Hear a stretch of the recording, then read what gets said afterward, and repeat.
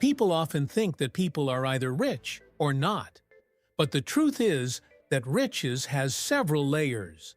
Some people get it because they are famous, like the Kardashians, Drake, Beyoncé, or Cristiano Ronaldo. These famous people built billion-dollar businesses on their talent and looks. Then there are the innovators, like Elon Musk, Jeff Bezos, Bill Gates, and Mark Zuckerberg, who built tech empires from the ground up, with vision, risk, and determination. Some people get rich by inheriting family-run businesses, like the Walton family of Walmart or the Mars Candy Dynasty. The Rothschilds, on the other hand, are a different kind of family. Their name doesn't show up on social media or in Forbes' list of the richest people. But people talk about them behind closed doors and on conspiracy forums. Their kingdom isn't based on Instagram. It's based on secrets, centuries-old banking families, and smart investments. In this documentary, we'll learn how the Rothschilds progressed from living in a ghetto in Frankfurt to possibly being the richest family in history. The Rothschild family history starts in the 1700s in the Jewish ghetto of Frankfurt, Germany. At the time, Jews had to follow stringent rules and had many social and economic restrictions. Families were identifiable by the symbols over their doorways instead of by the numbers on their homes. The Rothschilds lived in a house with a red shield on it, which is what Rothschild means in Old German. This is how they got their last name. The head of the family, Mayer Amschel Rothschild, was born in 1744. He became the court banker to Crown Prince Wilhelm of Hesse because he was very good with money. In 1785, Wilhelm made Mayer in charge of the royal finances. This was a tremendous and rare honor for a Jewish man in Catholic-dominated Europe. Mayer took advantage of the chance and started a bank. He also came up with a bold plan: send each of his 5 boys to a big city in Europe.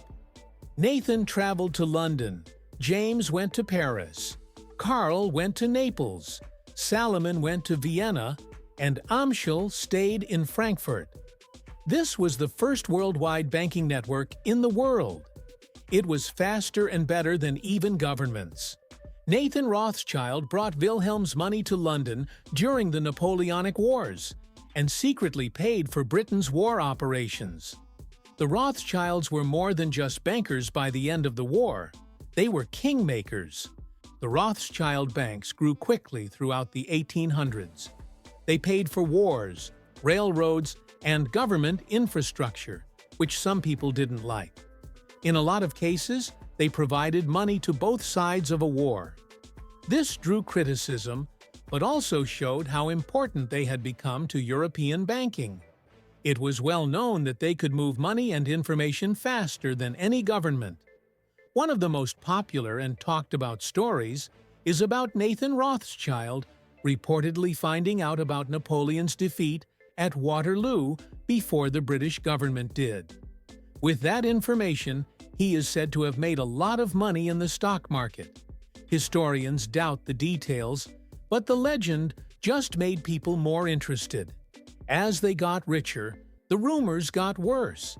People were already making up crazy conspiracy theories about the Rothschilds by the late 1800s.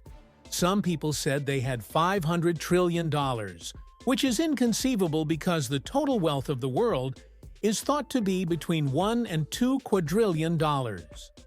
Most reliable estimates say that the family's wealth is between $500 billion and $1 trillion, which is still a lot more than what any one person has today. But this wealth is spread out across generations and kept in trusts, art, gold, land, and private banks. Unlike Elon Musk or Jeff Bezos, the Rothschilds don't have fancy automobiles or footwear with diamonds on them. They don't buy things just to show them off. They buy them for their value, heritage, and return. They have one of the biggest private art collections in the world. They sent the British Museum the Lycurgus Cup, a rare Roman antique worth tens of thousands of dollars, as an example. Hitler stole more than 3,500 pieces of Rothschild art from French properties during World War II. Many were found, while some are still missing. The family also has a lot of gold, which they keep in vaults and own gold mines. Jacob Rothschild recently changed a lot of his money from pounds and dollars to gold, which has led observers to guess what he thinks will happen in the world markets. About 8% of his assets are in precious metals right now. Their real estate empire is huge. The family owns more than 13 fancy manors in Buckinghamshire alone, and each one is worth more than $10 million. Waddesdon Manor, their most famous property, is available to the public and has around 500,000 visitors every year. The family is thought to hold between $20 and $25 billion worth of real estate around the world. They sold a piece of property in Austria that was the same size as Manhattan for more than $112 million. Of course, certain indulgences are just for you. Planet 9 is a $100 million super yacht that belongs to Nat Rothschild. It has a helipad and room for 26 crew members. He also has a Bombardier Global 6000 plane that costs more than $60 million. But that doesn't even come close to the strange Walter Rothschild, a naturalist who collected rare birds, tortoises, and even trained zebras to carry his carriage through London. The Rothschilds are notorious for being quite private, even if they are very rich. This has simply made the mystery stronger. Because they don't use the media, their power is sometimes overblown, misunderstood, or just made up. People have been saying since the 1800s that they made the Illuminati, gave money to hidden groups, or started wars to make money. A lot of these conspiracy theories are based on deep-seated anti-Semitism that incorrectly paints Jews as global financiers who are out to get people. The Rothschilds are actually only one of the most successful dynastic families in the history of money. Their empire isn't based on viral popularity or spectacular PR stunts. It's based on taking risks, making long-term plans, and keeping quiet.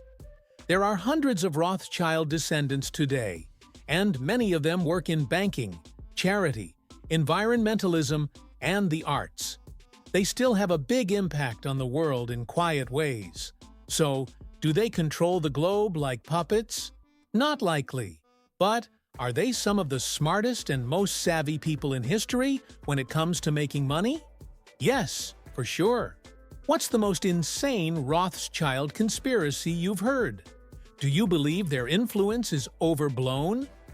Or are they hiding more than we know? Let us know in the comments. And if you enjoyed this journey into secrecy, wealth, and power, don't forget to like, subscribe, and ring the bell for more fascinating stories about the world's hidden elites. Until next time, stay curious, stay sharp,